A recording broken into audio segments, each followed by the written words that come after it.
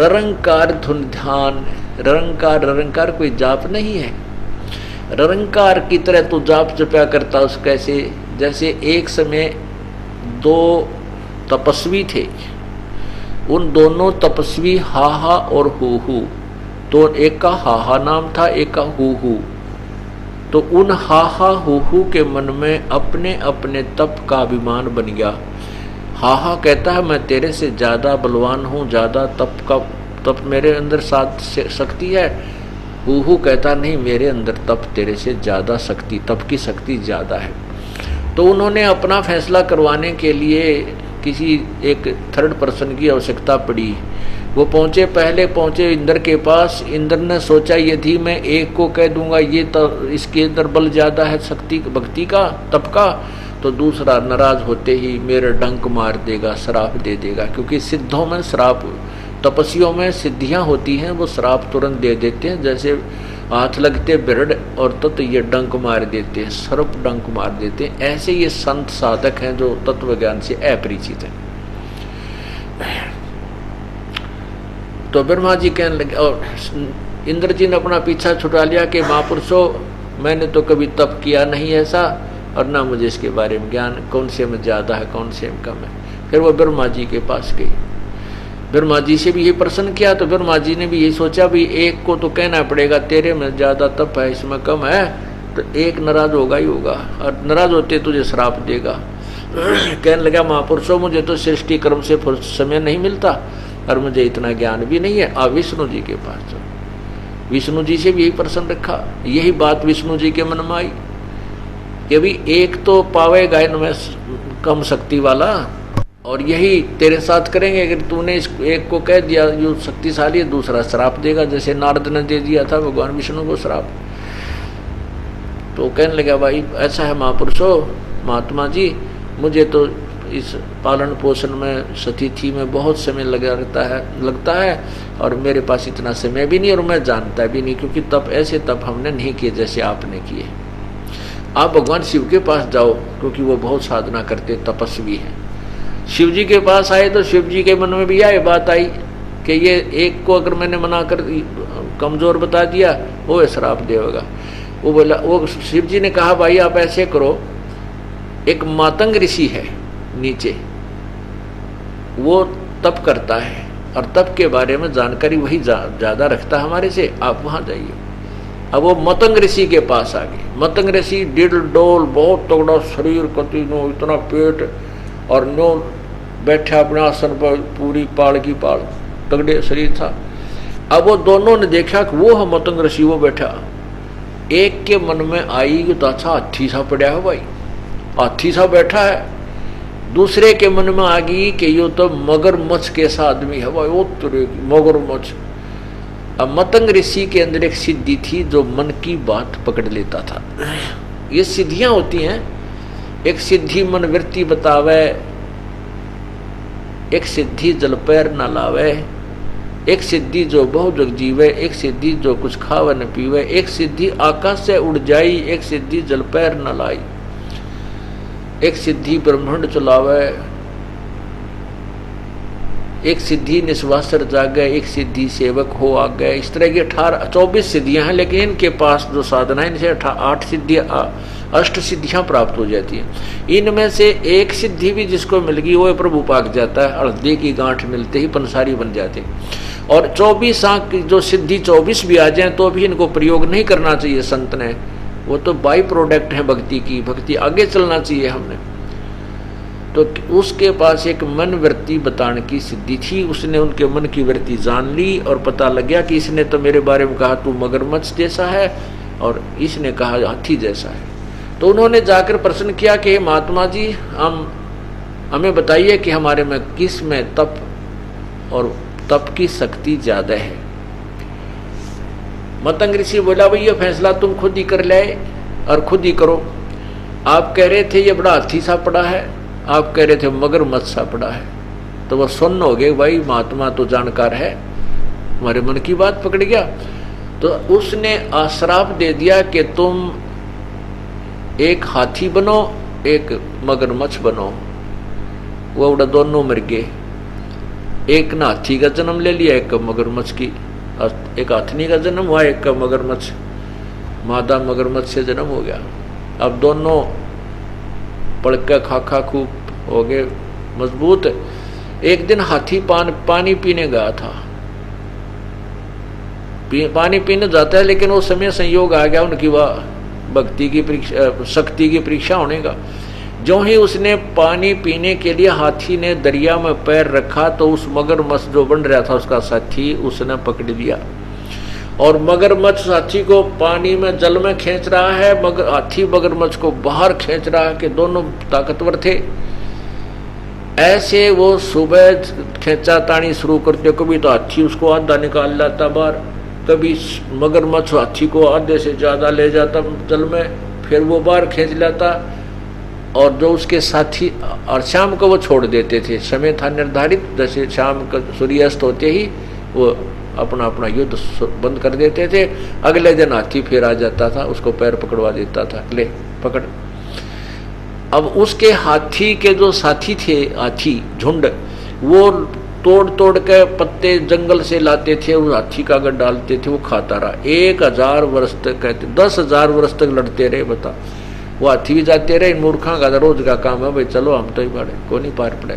तो हाथी कमजोर हो गया, हाथी, और मगरमच्छ का तो वहाँ हार था ही, मछलियाँ वगैरह वहाँ नरी पैदा हो और वो खाया करते, और भी नरे कछुए मंडक। तो एक दिन हाथी को मगरमच्छ ने जल में खींचना शुरू कर दिया, और हाथी वीक हो गया था, शारीरिक कमजोर हो गया था, निर्बल हो गया था। तो उसने, उसका डूबने को हुआ तो वो सूंड ऊपर को कर लेता हाथी, क्योंकि उसमें श्वास होता है। तो वो जब सूंड भी डूबने को हुआ और नाक में पानी गिरने लगा, तब उसने बोल नहीं सका हाथी, कहते बोल तो सकता ही नहीं था। उस समय उसने हृदय से आधा ही कहा था, हे राम बचाई। तो उसी समय परमात्मा ने आकर के उसे मगरमच्छ के हाथी पर मगरमच्छ के सिर पर हथियार मारा, मगरमच्छ का मुंह ढीला पड़ गया, हाथी का पैर छूट गया। तो ऐसे, तो यहाँ कहते हैं इसको ररंकार धुन कहते हैं। ररंकार मतलब कसक के साथ हृदय से, जैसे मरता हुआ भगवान ने याद करे, ऐसे उस प्रभु की कसक से नाम लेना ररंकार धुन कहलाती है। और ये कई पंथ नाम दे हैं, ज्योति ओंकार, ररंकार, ज्योति निरंजन, सोहम और सतनाम, तरह के कहीं कीट कहीं का रोड़ा। ये ररंकार धुन है, प्रभु को मरते हुए जैसे याद किया करते हैं, ऐसे नाम जपते समय ऐसी आपके अंदर कसक उठनी चाहिए। तो यहाँ क्या बताना चाहते हैं कि तू ही तुतकार थी, माँ के पेट में तेरी ये कसक थी, हे भगवान। बोला तो जाता नहीं था। ररंकार धुन ध्यान, जिन यो साज पहचान बनाइया उसको ले पहचान। अब माँ के पेट में बालक बोल तो सकता नहीं, मुंह नहीं खोलता, जब जबान नहीं हिलती, वो ररंकार अंदर जो आत्मा रोए थी, तू ही कहते ऐसी तेरी धुन थी। अब तू ही तो तू कर रहा है कि तू ही मेरा, लेकिन वो है कौन, उसको भी पहचान ले। बाहर आ गया है, वो कौन है जो तेरी रक्षा करता है, तेरा पालन करता है, तुझे मोक्ष देता है, उसको पहचान। अब बगैर कोई ये पता लगे भाई कौन सा भगवान है, किसकी भक्ति करा, जैसे साहब बोलते हैं, साहब भगवान को, साहब साहब साहब हे साहब हे साहब।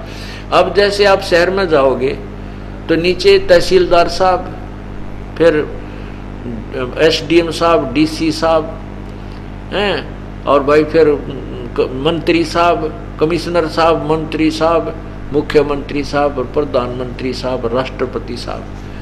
अब नो तो देख ले कौन से साहब के से तेरा काम बनेगा। हे साहब कहाँ जाएगा, मैंने साहब से मिलना है। कौन से साहब से? मेरा नहीं, साहब से मिलना है। हे साहब मेरा काम करिए, हे साहब मेरा ऐसे करिए, हे साहब। तो वो साहब कौन है? हमें अभी तक इतने इलिटरेट बना दिए लोगों ने, अज्ञानी संतों ने, कि हमें ये नहीं पता, हमें परमात्मा की परिभाषा का विज्ञान नहीं, कौन प्रभु है, किससे हमने कौन सा लाभ होगा। ब्रह्मा विष्णु महेश की साधना से कितना लाभ है, ब्रह्म की साधना से क्या लाभ है, पर ब्रह्म के पास जाएंगे उसकी साधना से क्या लाभ है, पूर्ण ब्रह्म से क्या लाभ है। तो ये पहचान भी हम नहीं करा पाए हमारे को। तो कहते हैं तू ही तुतकार थी रंकार धुन ध्यान,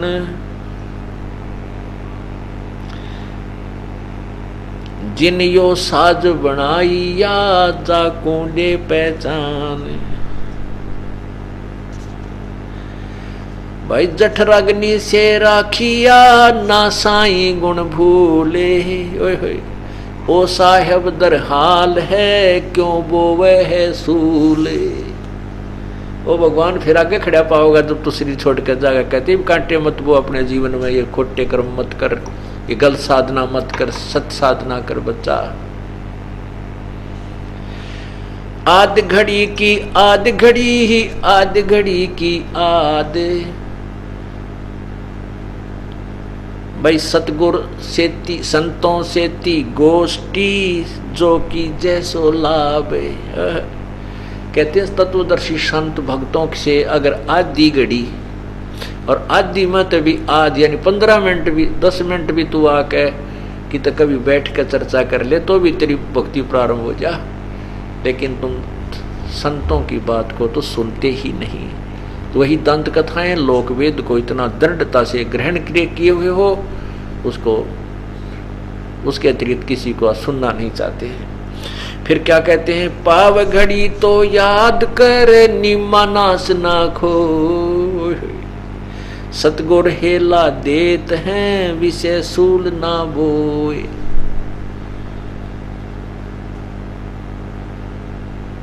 आधी घड़ी की आध घड़ी, आधी की पुन आध यानी 1/4 घड़ी का चौथा हिस्सा।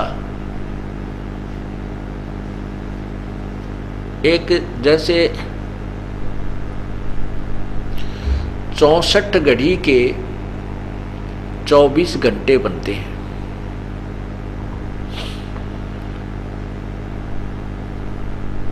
चौबीस घंटे बनते हैं, अर्थात 20 मिनट के 22 मिनट के आसपास